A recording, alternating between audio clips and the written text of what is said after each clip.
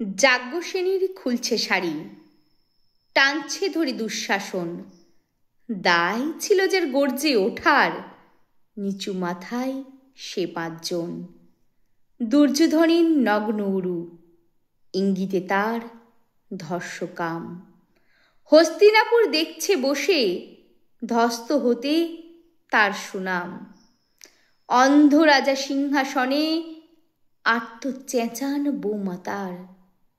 নিজের দলের নির্যাতনে সব রাজা হন নির্বিকার।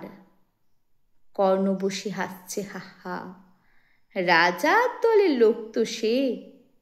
শর্তবিহীন সমর্থনেই তাবৎ আরাম সুখ বসে।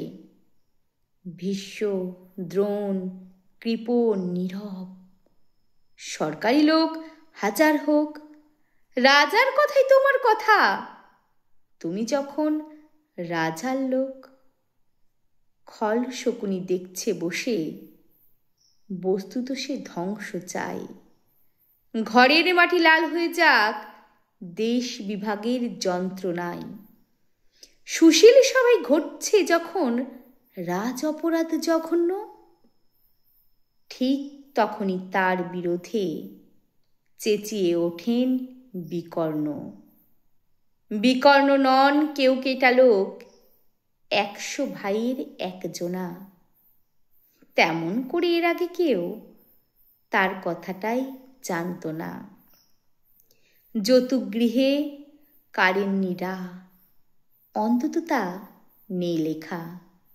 ভীমকে যখন বিষ খাওয়ালো, তখনও তার নেই দেখা। কিন্তু যখন প্রকাশ্যতেই কাটছে নারীর আব্রু কেউ, স্তব্ধ জিভের চুপ সাগরে বিকর্ণ হন একলা ঢেউ।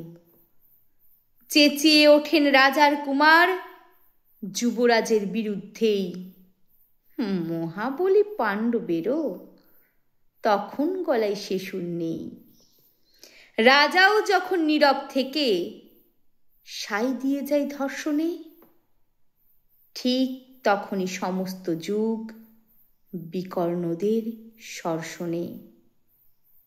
আমরা যারা কিচ্ছুটি নই, একটি মোটে ভোট কেবল, অত্যাচারের সামনে এলে সঙ্গী শুধু চোখের জল। পোষ্যভাবে যাবনা চেবাই অন্ধ এবং নিকর্ণ। প্রার্থনা থাক আমরা যেন একবার হই বিকর্ণ।